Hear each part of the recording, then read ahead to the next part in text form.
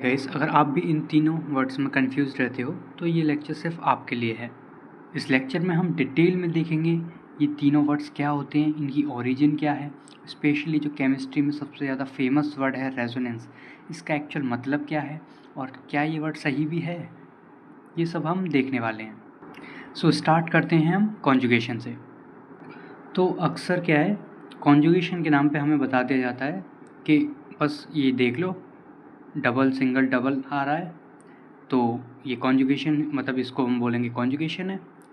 अगर ऐसा कुछ आ रहा है कि double bond single carbon radical, double bond single carbon positive, ऐसे कुछ सिस्टम आ रहे हैं तो हम बोल देते हैं कि कॉन्जुगेटेड सिस्टम है। लेकिन ये तो एक कॉन्सिक्वेंस हुआ ना किसी चीज़ का, उसकी वजह से हो रहा है। तो ऐसा क्या हो रहा है मॉलिक्यूल में, इन चारों मॉलिक्यूल में, तीनों मॉलिक्यूल में, या जितने भी कॉन्जुगेटेड सिस्टम्स हैं, कि हम बोल देते हैं कि भाई सिंगल बॉन्ड से सेपरेटेड होने चाहिए, या तो डबल बॉन्ड हो, ट्रिपल बॉन्ड हो, और रेडिकल कैटायन एनायन कुछ भी हो, तो हम बोल देंगे कॉन्जुगेटेड सिस्टम। पर ऐसा क्यों हो रहा है उसको हम थोड़ा डिटेल में समझते हैं। सो सिंपल वर्ड्स में अगर आपको मैं बताऊं, कॉन्जुगेशन का मतलब है ऑर्बिटल्स का कंटिन्यूस कनेक्शन। अब इसको थोड़ा समझने की कोशिश करते हैं। लेट्स से इस एग्जांपल को लेते हैं कि इसमें ऐसा क्या ऑर्बिटल्स का कंटिन्यूस कनेक्शन है कि हम बोल दे रहे हैं ये कॉन्जुगेशन है, इसमें कॉन्जुगेशन है। तो इसका थोड़ा ऑर्बिटल डायग्राम बना के देखते हैं। तो ये सिंगल बॉन्ड से कनेक्टेड है 4 कार्बन। आपको पता है जो जो पाई बॉन्ड होता है वो सिग्मा बॉन्ड के नॉट पैरेलली 90 डिग्री बनता है। और साइड वाइज ओवरलैप होता है। तो ये पाई बॉन्ड है, इन दोनों कार्बन्स के बीच में ये पाई बॉन्ड है, और इन दोनों कार्बन्स के बीच में पाई बॉन्ड है। ठीक है।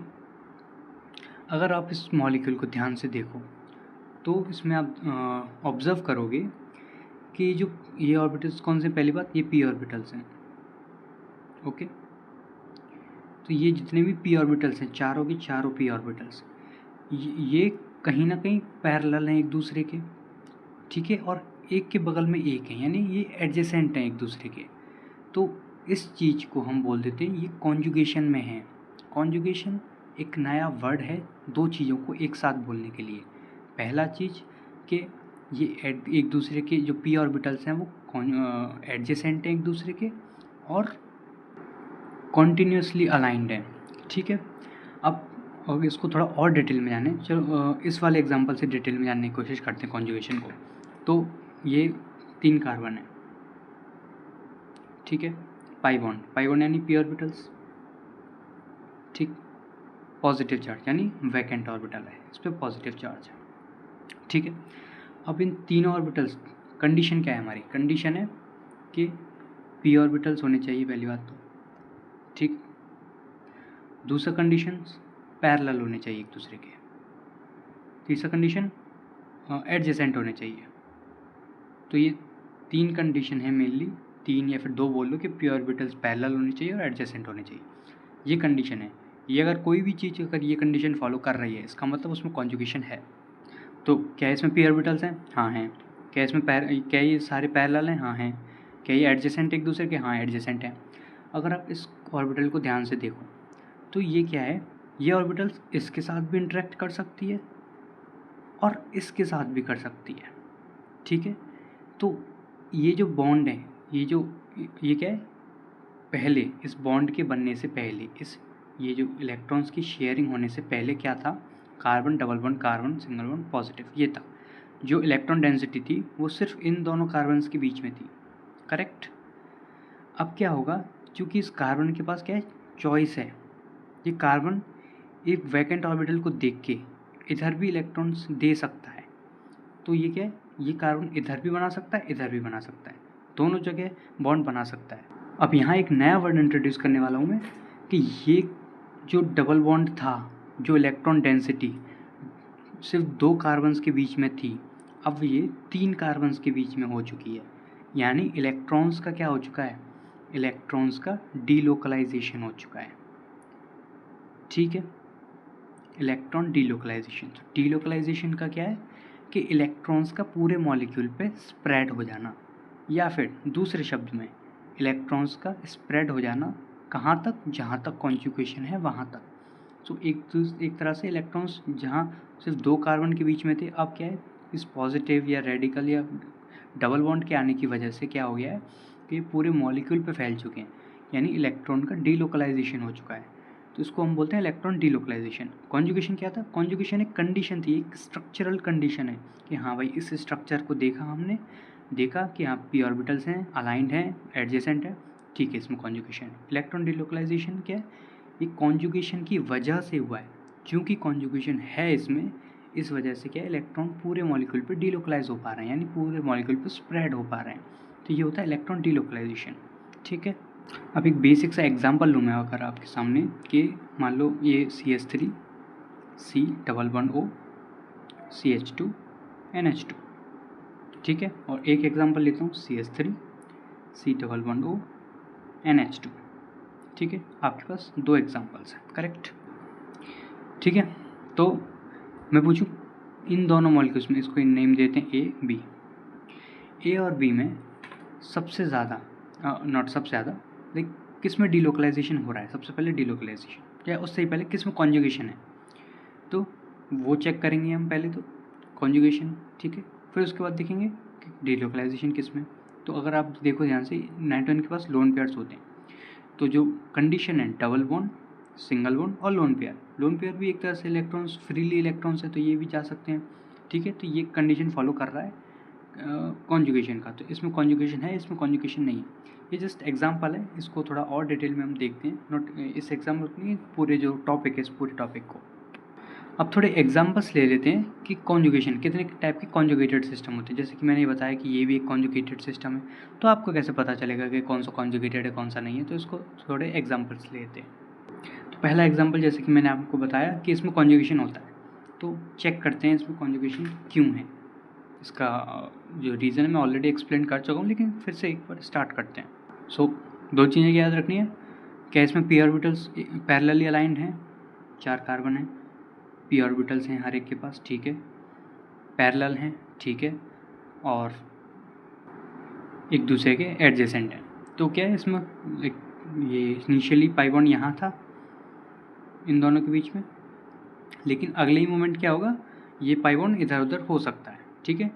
पाई बॉन्ड इधर उधर होने का मतलब, ये जो पाई बॉन्ड्स हैं, ये पाई बॉन्ड्स क्या हैं, इलेक्ट्रॉन्स हैं, जो पाई इलेक्ट्रॉन्स हैं, सिर्फ यहाँ इन दोनों कार्बन के बीच में थे और इन दोनों कार्बन के बीच में थे, लेकिन पी ऑर्बिटल्स के पैरेलली अलाइंड और एडजेसेंट होने की वजह से ये 4 जो पाई इलेक्ट्रॉन्स हैं वो पूरे मॉलिक्यूल पे अलाइंड हो जाएंगे, पूरे मॉलिक्यूल पे बट जाएंगे। इसका मतलब पूरे मॉलिक्यूल पे इलेक्ट्रॉन डीलोकलाइज कर जाएंगे, और अगर इलेक्ट्रॉन डीलोकलाइज कर जाएंगे तो इसमें कॉन्जुगेशन है। अब इसमें चेक करते हैं क्या इसमें कॉन्जुगेशन है। तो पहली चीज़ कि पी ऑर्बिटल्स चेक करो, हाँ हैं, इसमें भी है, और ये पाई बॉन्ड बना हुआ है, ठीक है। लेकिन ये जो नेगेटिव चार्ज है, ये जो इलेक्ट्रॉन्स हैं वो क्या है, पी ऑर्बिटल्स में होते हैं, यानी फिल्ड पी ऑर्बिटल है ये, ठीक है। जो पॉजिटिव चार्ज का केस बताया था मैंने वो वैकेंट था, ये इधर जो था इधर ये जो कार्बोकेटाइन था ये वैकेंट पी ऑर्बिटल था, लेकिन स्टिल ऑर्बिटल चाहिए हमको, वैकेंट हो या फिल्ड या हाफ फिल्ड, उससे कोई मतलब नहीं, तो ये फिल्ड ऑर्बिटल है। सारी क्राइटेरियाज जो भी हैं वो क्वालिफाई हो रहे हैं, तो ये इसमें क्या है, कॉन्जुगेशन है। चेक करते हैं कि ये इसमें है। अब इसमें क्या है, कोई हेट्रो एटम है, कुछ भी एटम हो सकता है, नाइट्रोजन, ऑक्सीजन, फ्लोरीन, जिस पे क्या है एटलीस्ट एक लोन पेयर होना चाहिए, तो ये भी क्या है, कॉन्जुगेटेड सिस्टम है, क्योंकि यहाँ डबल बॉन्ड पी ऑर्बिटल्स हैं, इसमें भी पी ऑर्बिटल होंगे, तो ये क्या है, सारे तीनों क्राइटेरियाज क्वालिफाई कर रहा है, इसका मतलब इसमें भी कॉन्जुगेशन है। सो आई होप यहाँ तक आपको एटलीस्ट कॉन्जुगेशन और डीलोकलाइजेशन क्या होता है ये तो समझ में आ गया होगा। तो जो थोड़ा बहुत रेजोनेंस के बारे में जानते हैं वो बोलेंगे कि इसमें तो रेजोनेंस भी है, कॉन्जुगेशन भी है, और डीलोकलाइजेशन तो ऑब्वियसली बात है ही है, तो हम सिर्फ ये क्यों बोलते हैं कि रेजोनेंस है इसमें, और कौन सा अच्छा वर्ड है, क्या कॉन्जुगेशन कहना सही है या रेजोनेंस कहना सही है या डीलोकलाइजेशन बोलना सही है। और ये सारे मॉलिक्यूल्स जब कॉन्जुगेशन और डीलोकलाइजेशन से एक्सप्लेन हो रहे हैं, तो ये हम रेजोनेंस किस में है ये कैसे बोलेंगे। तो इन सब चीज़ों को और डिटेल में देखने के लिए हमें जानना पड़ेगा कि एक्चुअल में रेजोनेंस होता क्या है। उससे पहले ये थोड़ी बेसिक सी डेफिनेशन है कॉन्जुगेशन की, कि लाइक जो मैंने ऑलरेडी एक्सप्लेन कर चुका हूँ, बस इंग्लिश में लिख दिया है कि continuous overlap of P orbitals that allows electron delocalisation. So I hope आप इस वर्ड से अब थोड़ा सा फैमिलियर हो। सो अब बढ़ते हैं रेजोनेंस की तरफ। तो सबसे ज़्यादा फेमस जो केमिस्ट्री में, जो स्पेशली ऑर्गेनिक केमिस्ट्री में जो वर्ड है वो है रेजोनेंस। और मैं अगर सही बताऊं तो सबसे ज़्यादा मिसलीडिंग वर्ड भी यही है। रियलिटी में तो ये रेजोनेंस वर्ड केमिस्ट्री वालों का है ही नहीं, ये फिज़िक्स से लिया गया है। अगर आप थोड़ा बहुत फिज़िक्स में अगर जानते हो कि रेजोनेंस क्या है, थोड़ा वो कंडीशन बताता है कि वेन जब दो different type of frequencies match करते हैं उस कंडीशन को बोलते हैं रेजोनेंस। तो यहाँ इस केमिस्ट्री में इसका क्या यूज़ है? तो जो लोग रेजोनेंस को फिज़िक्स और केमिस्ट्री में सेम मान रहे हैं वो उनको रिलेट, इनमें कोई कनेक्शन नहीं है।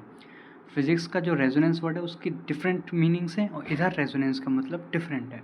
सो इस वर्ड की ओरिजिन क्या है कि कुछ प्रॉपर्टीज़ थी मॉलिक्यूल्स की जो कि एक लुईस स्ट्रक्चर से एक्सप्लेन नहीं की जा सकती थी। उनके मल्टीपल स्ट्रक्चर्स ड्रॉ करने पड़ रहे थे उसकी जो प्रॉपर्टीज़ है उनको डिफाइन करने के लिए।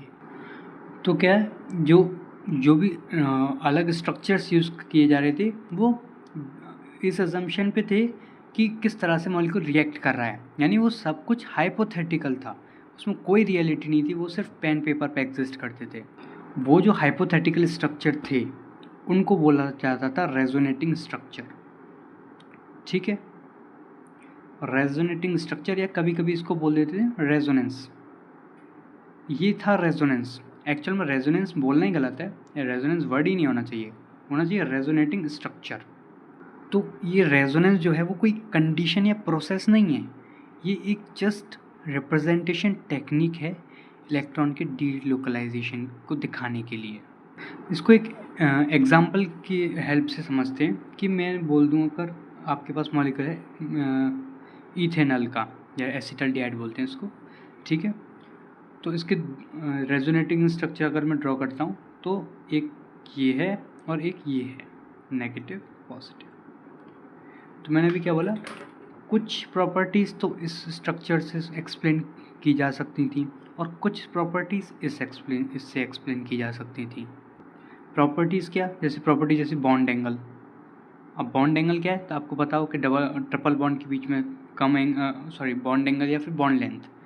बॉन्ड एंगल समझाना थोड़ा मुश्किल है इधर, लेकिन बॉन्ड लेंथ से आप आसानी से पता कर लोगे कि बॉन्ड लेंथ, जैसे कि आपको पता है ट्रिपल बॉन्ड की जो डिस्टेंस है, बॉन्ड लेंथ है, वो कम होती है than double bond than single bond. तो हम इस मॉलिक्यूल को देख के बता रहे थे कि यहाँ डबल बॉन्ड है तो इसकी डिस्टेंस कम होगी, यहाँ सिंगल बॉन्ड है तो इसकी डिस्टेंस ज़्यादा होगी, जो कि सही एक्सपेरिमेंटली वेरीफाई भी करता था। कुछ प्रॉपर्टीज़ इससे एक्सप्लेन हो रही थी, ठीक है, पर कुछ प्रॉपर्टीज़ ऐसी थी जो सिर्फ इस स्ट्रक्चर से एक्सप्लेन हो रही थी, इससे एक्सप्लेन ही नहीं हो रही थी। कौन सी प्रॉपर्टीज़? सारी जितनी भी केमिकल रिएक्शंस ये शो करता है वो सारी इस स्ट्रक्चर से तुम डिफाइन या फिर इससे एक्सप्लेन कर सकते हो, इससे नहीं कर सकते, ठीक है। लेकिन रियलिटी क्या है, ये दोनों की दोनों ही रेजोनेटिंग स्ट्रक्चर है, both are resonating structure. Real ना तो ये है, रियल ना तो ये है। तो साइंटिस्ट ने सोचा तो रियल अगर दोनों नहीं है तो रियल कौन सी है फिर? तो उन्होंने थोड़ा दिमाग लगाया कि देखते हैं इनमें चेंजेस क्या हो रहे हैं।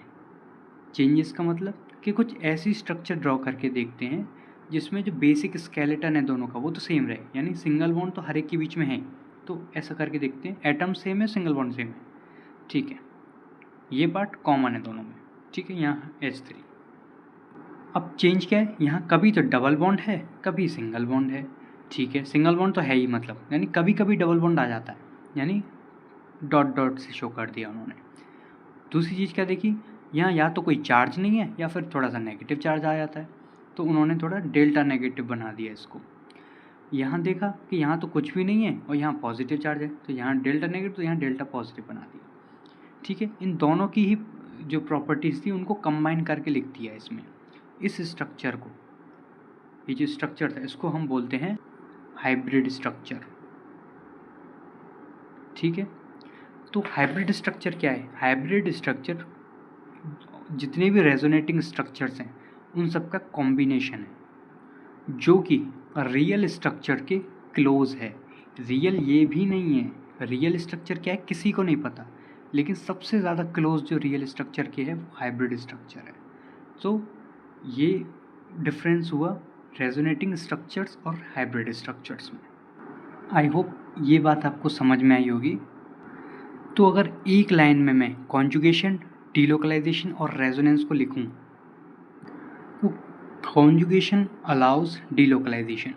कॉन्जुगेशन है, पी ऑर्बिटल्स अगर अलाइंड हैं तभी डीलोकलाइजेशन हो रहा है।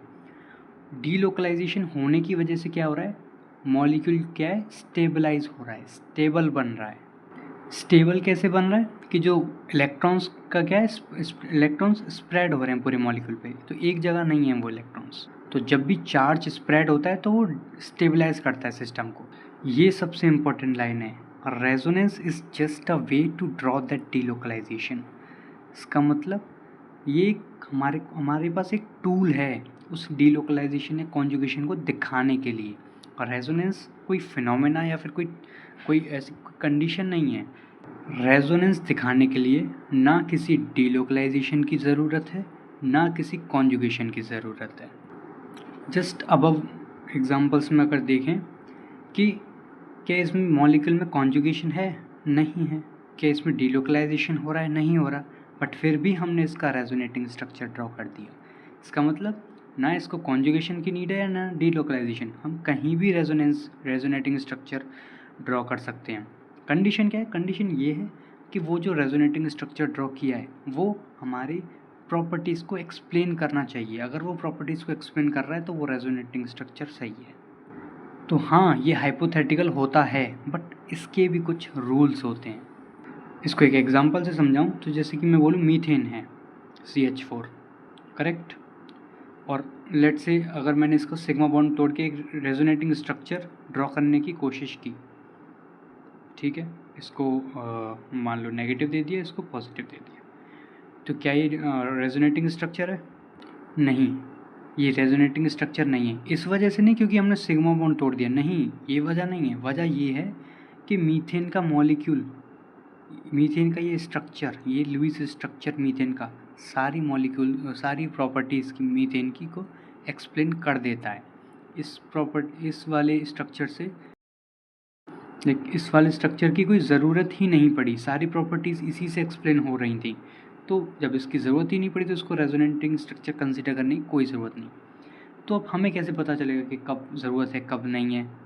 तो उस चीज़ को समझने के लिए हम नेक्स्ट लेक्चर में डिस्कस करेंगे rules to draw resonating structures. Not only rules, जो स्ट्रक्चर्स हमने ये दोनों डिफरेंट टाइप ऑफ, लाइक ये तो नहीं, लेकिन ये दोनों रेजोनेटिंग स्ट्रक्चर बनाए हैं, ठीक है, ये कैसे बनाने हैं इनके रूल्स देखेंगे और इनमें से स्टेबल कौन सा है वो भी देखेंगे। सो इस खूबसूरत लाइन के साथ मैं एक लेक्चर को एंड करता हूँ। Resonance is not what molecules do, it is what we do to describe the properties of molecule. Thank you.